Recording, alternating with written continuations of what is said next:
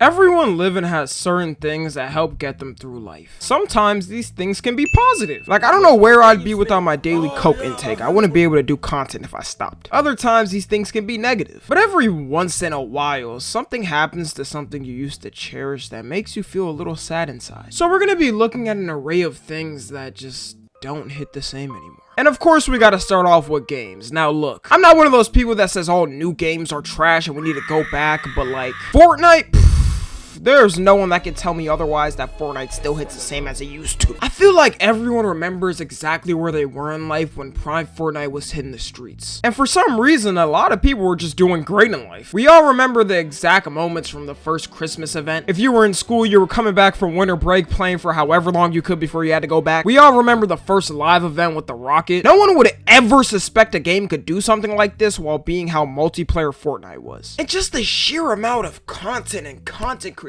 it produced was unmatched. We all remember Ninja's run. Ninja was having a generational run, and a lot of streamers got to give credit to the guy. Like, I know nowadays he's just known as that bitter guy that milks memes, but I'm not gonna lie, I would have never thought to watch Twitch before Ninja came on the scene. Not only was he one of the first people to start making streaming mainstream, he was the first one to bring the celebrity world to something that was previously seen as nerd. Nowadays, some celebs are literally praying to be on a Kai Cenat stream to get their numbers back up, and to think none of this would have happened without Fortnite, or at least as fast as it did. But nowadays, I don't even know what the f be going on in Fortnite. Like, I understand they have to constantly be evolving and can't stay OG all the time, but why the f is there a Guitar Hero now in Fortnite? They just stole a whole other game and said, F it, we need to make profit ASAP. I knew Fortnite was gonna go downhill though as soon as they added that mech. If you were there for this, you would understand the PTSD you would get when you saw this giant flying machine stomping people all over the map. It was damn near unavoidable. I don't even know why they would add this to the game. And you could use the mech in pro tournaments, so pro players were losing potential tens of thousands to it. Nowadays, it seems like the developers of Fortnite don't even know what Fortnite is supposed to be anymore. Like, for the last 3 seasons, one of them was more assassin and spy themed. The next one was Greek god themed, and you could get smited by Zeus's fucking self. And the most recent one is now completely Dune and Fallout themed. Like, what is happening? I already know I'm about to get somebody going. Well, actually, Tommy, all the themes are perfectly coincided through the storyline, so it's perfectly the themes. Ain't no one know what's going on in the Fortnite lore anymore. I remember at first you could actually follow what was going on with the storyline, which was kind of cool. But now they're on season 30. At this point, it'd be easier to watch all of One Piece than learn the Fortnite storyline. I could bet 100 Fortnite mega fans 10 bands to tell me the full storyline, and they would all lose. I feel like the problem would be solved if they slowed down on releasing their seasons. They release a new season every 2 or 3 months now. If they did them like twice a year, it would have been more impactful and maybe some people would keep up. A game that can't keep up though is the entire Call of Duty franchise. OG Call of Duty games had some type of charm to them that can't be matched. With every new game, they were adding different things that were innovations only Einstein could think of. I could talk about so much, but Zombies was where their innovation was at peak for me personally. Like, people thought the first Black Ops Zombies was cool as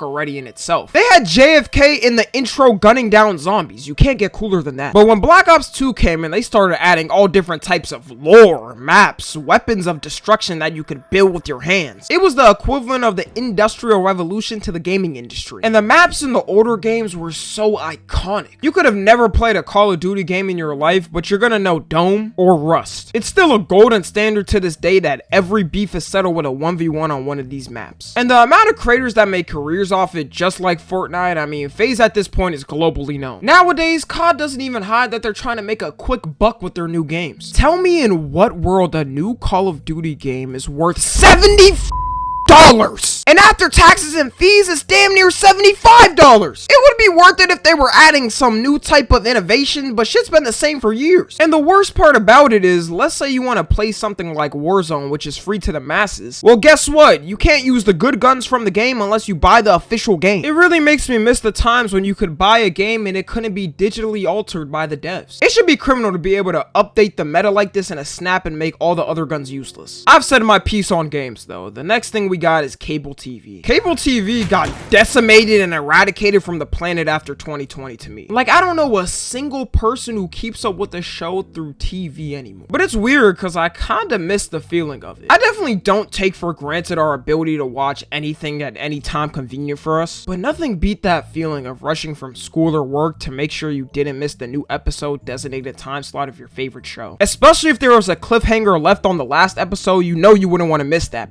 Like, I remember for every new regular show episode, me and my brother would rush to get our homework done to not miss it. And the ads would be iconic in some way. We all remember the 2000 and early 2010 ads like the back of our palms. The thing that pisses me off with streaming services now is that everyone was saying it was a godsend compared to cable. But streaming services are now cable 2.0. There's so many streaming services at this point, you gotta be paying at least $400 a month to keep up with all the shows you like. It was cool when it was just Netflix doing its thing and chilling with the cable channels on the block. But every company who's ever made a show or movie saw Netflix going crazy and had to jump in on the opportunity. And now we got services like MGM Plus and PBS Living. Find a single person for me who subscribed to MGM Plus or PBS Living. And while we're here, we can also add childhood networks on this as well. It's sad to know that kids don't even watch Cartoon Network, Nickelodeon, or Disney Channel anymore, and are instead watching Lanky Box and Skibbity toilet videos on YouTube. The amount of time these networks carry childhood TV needs to be studied. Whether you watched in the 90s, 2000s, 2010s, there were all good shows that were cooked up to the masses. Like, we genuinely have to sit here and think that none of the future generations will ever have one of these shows to grow up with that were amazing. And this downfall was bound to happen with all these weirdos and creeps working on these shows. Like, there are YouTubers and streamers that get more monthly views than these channels now. Eventually, sometime in the future, these channels are gonna have to permanently shut down, and it's gonna be very sad. And with the shows some of these networks actually got that are good, they're just milking them to death like SpongeBob. And just recently, Cartoon Network announced they're gonna bring Regular Show and Amazing World of Gumball back. I'm just praying that they do it right and don't it up. Like, they really don't know what's at stake here. It's my whole childhood. The next thing we got is Minecraft YouTubers. Man, growing up in Minecraft's prime with Minecraft YouTubers in their prime was a different type of life. I remember on YouTube when a new song would drop and you would get the guaranteed 1, Alvin and the Chipmunks remix, or 2, the Minecraft parody remix. I don't know how they were directing and recording these remixes so fast, but a new song could drop the day before, and there was a Minecraft remix the next day. And since Minecraft was new and still innovating, there were so many new different types of games coming out for it that could be recorded. My favorite by far was Cops vs. Robbers. I was watching vids on it every day. Sky Does Minecraft before the, crash out was really cooking up with these vids going crazy. You would tune in to watch your favorite Minecraft YouTuber playing Hunger Games with their friends, but all of this sadly died with the emergence of the Dream SMP. I think Dream's whole crew not only killed Minecraft YouTubers, but killed the dream of Minecraft as a whole. I don't really see a crazy amount of content on it or big YouTubers coming from it anymore. Minecraft YouTubers used to have the chillest and coolest fan bases that everyone wanted. Cut to now and no one wants a Minecraft YouTuber fan base. Who would when they would draw you in some type of weird sexual fan art with your friends? They're gonna try to track down every location you've ever visited in your life, find the sea you sat in school as a kid and try to sniff it. By far the most possessive and parasocial type fans to ever exist on the internet. Even Dream himself doesn't like his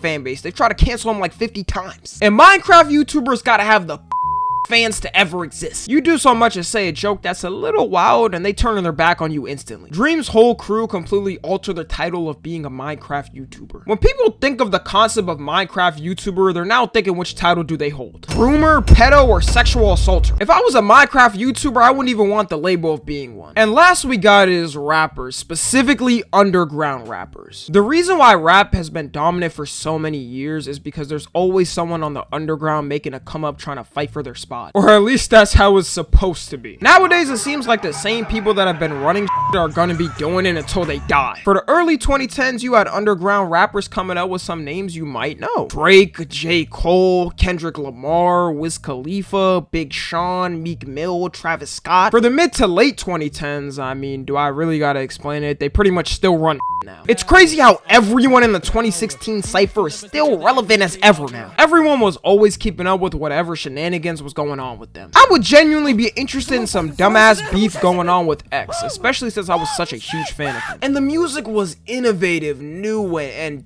different for each artist, which is why their fan bases were so strong. We all remember every kid thought they were emo after listening to a Juice WRLD song. We all remember every kid thought they could run the hood after listening to 21 Savage. We all remember every kid thought they were a little gay after listening to Uzi. Or is that new Uzi? I honestly don't even know anymore. Cut to now and I don't even keep up with any of it going on anymore. A lot of the new underground rappers are genuinely just ass to me. People will tell me to react to it on stream and I feel appalled at the fact I was recommended this.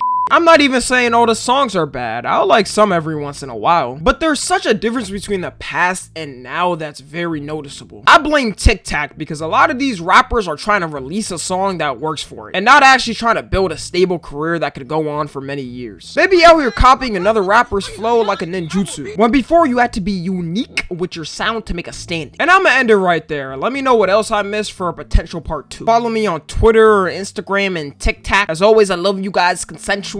And until next time, I'm out.